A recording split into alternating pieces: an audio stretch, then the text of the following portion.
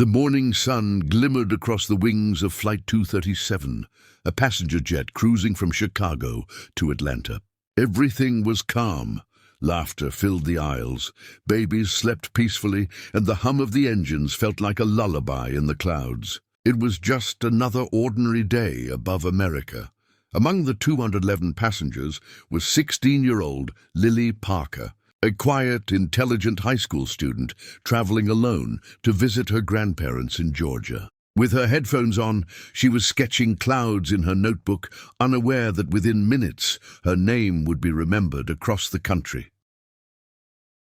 Halfway through the flight, turbulence struck. The cabin shook violently, coffee cups toppled, and passengers gasped. The familiar fasten seatbelt sign blinked on. The captain's calm voice came over the intercom.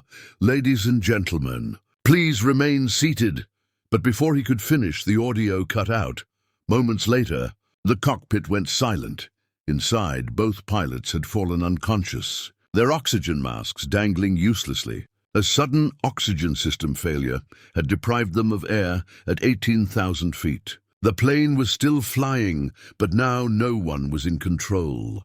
In the cabin, panic spread quickly. The flight attendants banged on the cockpit door, shouting for the pilots, but there was no answer. The co-pilot's red alarm light was flashing. The aircraft was starting to lose altitude. Fear spread through the passengers. Some prayed, others cried. A few reached for their phones, sending desperate messages. But in row 5A, Lily looked up, her heart pounding. She had seen something like this before.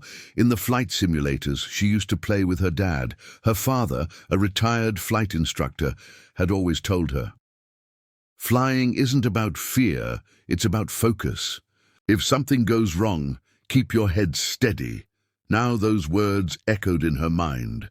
Lily stood up, her legs trembling. She approached the nearest flight attendant, whose hands were shaking as she tried to call for help on the intercom. "I think I can help," Lily said, her voice barely audible. The chief attendant turned, eyes wide. "You're just a kid."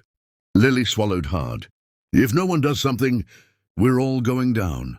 For a moment, silence filled the cabin. The attendant hesitated, then with a deep breath nodded. "All right, come with me." They opened the cockpit door. The sight was terrifying. Both pilots slumped over, oxygen masks hanging loose, and alarms blaring from every console. The plane tilted slightly to one side, the horizon off balance. Lights flashed across the dashboard like a Christmas tree.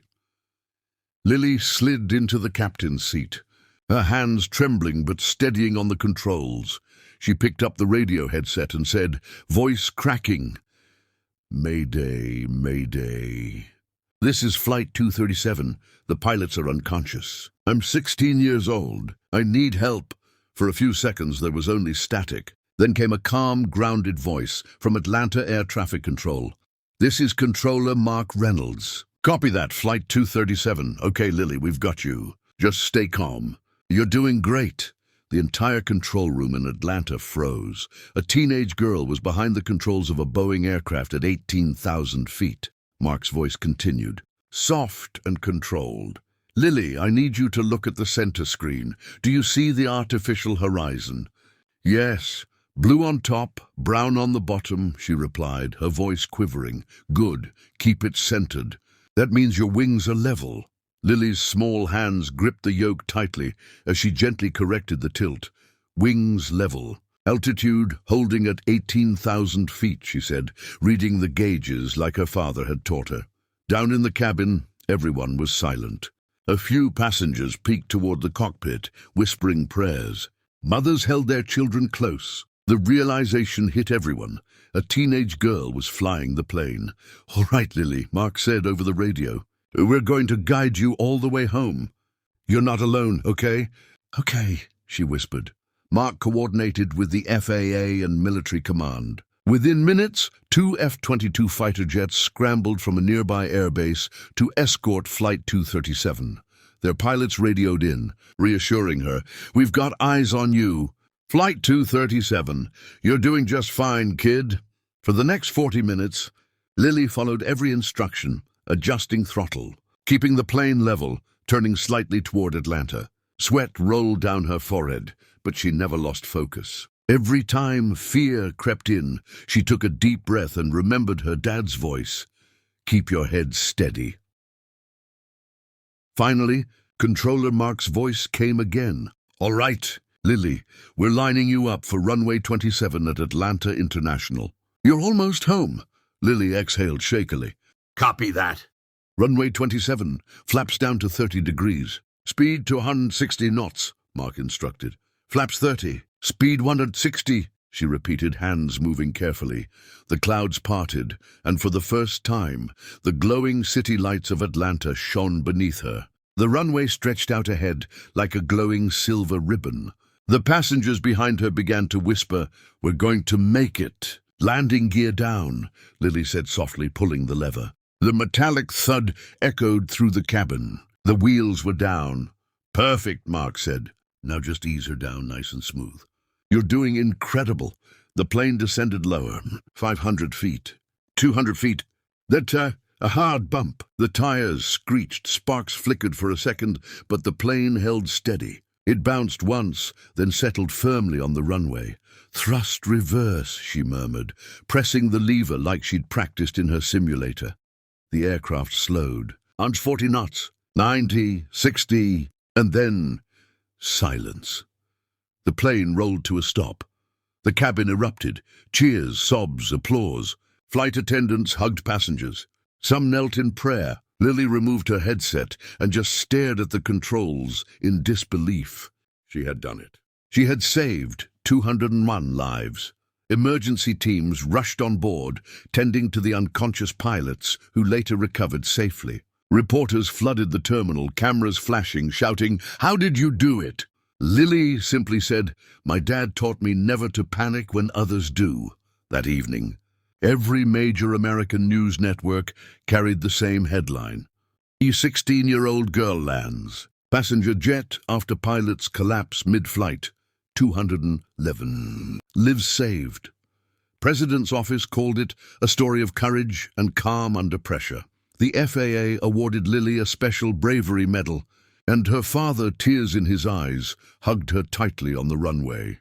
As the sun set behind her, Lily looked up at the orange sky and whispered, "I wasn't supposed to be the hero today, but maybe God had other plans." And from that day on, Flight 237 wasn't remembered for its crisis. It was remembered for the girl who refused to give up when everyone else was afraid.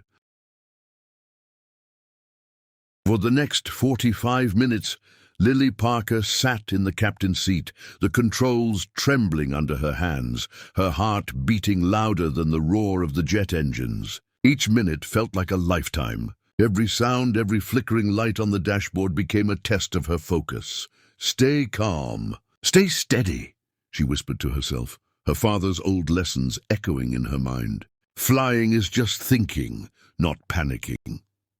Below her, the landscape of Georgia stretched into the horizon, faint lights, tiny towns, and a blanket of dark clouds. But up here, at 10,000 feet and descending, Lily was alone, with 211 souls depending on her. From the radio came the calm voice of Controller Mark Reynolds, a veteran air traffic officer with 20 years in the tower. "Lily, we've got 2 F-22 Raptors approaching you from the west. They'll fly alongside and help guide you visually to Atlanta." Lily peered out the window. Through the clouds, 2 sleek fighter jets appeared, their wings gleaming under the moonlight, engines humming in unison. One pilot radioed in, voice steady and warm. "Flight 237, this is Falcon 1. You're doing great, young lady. We've got you in sight. You're not alone up here." Tears welled in her eyes. "Thank you," she whispered. "I'll do my best." Inside the cabin, passengers held hands, whispering prayers. Some were crying quietly. A mother kissed her sleeping baby's forehead. An elderly man looked toward the cockpit and murmured, "God bless that child." No one screamed anymore. Fear had turned into fragile faith. "All right, Lily," Mark's voice came again. "You're lined up for runway 27 at Atlanta International. You're about 20 miles out. Time to lower flaps to 30 degrees and reduce your airspeed to 160 knots. Lily took a deep breath, hands shaking as she moved the levers. "Flaps 30, speed 160. she repeated softly, just like he told her. Beautiful, Mark replied. Now keep your nose level and follow the glide slope. You're doing better than most trained pilots. Outside, the night sky began to break, clouds glowing faintly as the lights of Atlanta sparkled below. The city looked peaceful, unaware of the miracle about to unfold above it. The cabin lights dimmed as the aircraft dropped through the final layer of clouds. The runway lights appeared ahead, a glowing path of white and gold stretching across the darkness. "Okay, Lily," came Mark's final guidance, his voice calm but emotional. "You're clear to land. When you touch down, pull the throttle back gently. Let the plane settle. You've got this." "Copy that," she said, her voice trembling. "Landing gear down." The wheels lowered with a deep metallic thud, the sound of hope. Passengers began whispering prayers again. Lily could hear them faintly behind her. She blinked back tears. "This is for you, Dad," she whispered. The ground approached fast. Her heart raced. "Easy, easy," she muttered, tightening her grip on the yoke. The wheels hit the tarmac with a hard bounce. The plane jolted, but Lily stayed focused. "Steady, steady." She eased the throttle back, pressed the brakes gently, and the jet slowed. Tires screeched, sparks flashed briefly beneath the wings, then silence. They had stopped. For a moment there was nothing, no sound, no movement. Then the cabin erupted in applause, cheers, and tears. Strangers hugged each other, children cried, and one woman shouted, "She did it!" "The girl did it!" Lily sat still, her hands frozen on the controls, her chest heaving. She stared at the blinking lights of the cockpit, unable to process what she had just done. Paramedics rushed aboard, tending to the unconscious pilots. The co-pilot groaned softly, alive. Relief swept over the crew. A flight attendant knelt beside Lily, tears streaming down her face. "Sweetheart, you just saved every one of us." Lily looked at her, eyes wide. "Are we safe?" The woman nodded. "Yes, thanks to you." Outside, the tarmac was flooded with flashing red and blue lights, fire trucks, ambulances, news vans, and airport officials. The fighter jets landed moments later, taxiing beside the massive passenger plane like guardian angels. As Lily stepped out of the cockpit, people clapped and reached out to thank her. Cameras flashed. Reporters shouted questions. She just stood there, overwhelmed, emotional, trembling but calm. That night, the world changed for her. By sunrise, every major news outlet in America had the same headline: 16-year-old girl lands. Passenger jet after pilots collapse mid-flight. 211 lives saved. Television anchors called her the Angel of Flight. 2:37. Newspapers dubbed her America's youngest hero pilot, Lily's. Stories spread across the world, from CNN to BBC to small-town radio stations. Her calm voice recordings with the air traffic controller went viral online, leaving millions speechless. When reporters asked her, "How did you do it?" she simply said, "My dad taught me one thing: never panic when others do." The FAA honored her with a Medal of Civil Aviation Bravery, a rare award given only to those who saved lives in flight emergencies. The president himself sent a letter, calling her courage a reminder of what steady hearts can do under pressure. At a press conference days later, the pilots, now fully recovered, thanked her publicly. Captain Harris said tearfully, "That young woman did what even trained adults might have failed to do. She didn't just save us, she saved our families waiting at home." Lily's father, standing beside her, could barely hold back his tears. "I always told her," he said, "the sky belongs to those who don't give up." The moment ended with a standing ovation. Reporters, officials, and even military officers applauding the 16-year-old who had defied fear at 18,000 feet. Weeks later, Lily returned to school. Her classmates treated her like a celebrity, but she stayed humble. When asked what she'd do next, she smiled shyly and said, "I think I'd like to become a real pilot, not just a lucky one." One afternoon, she visited the airport again, this time as an honorary guest in the control tower. Mark Reynolds, the controller who had guided her that night, met her in person for the first time. He smiled, shaking her hand. "You made history, kid," she grinned back. "You helped me write it." As the sun dipped below the horizon, a plane soared above, its silver wings glinting in the orange sky. Lily watched it quietly and whispered, "I wasn't supposed to be the hero today, but maybe God had other plans." And that day, America didn't just witness a flight emergency. It witnessed a story of courage, faith, and calm in chaos. A reminder that sometimes heroes don't wear uniforms. Sometimes they wear headphones, hold trembling hands on a yoke, and refuse to give up, even when the sky itself seems to fall. That's the story of Lily Parker, the Angel of Flight 237.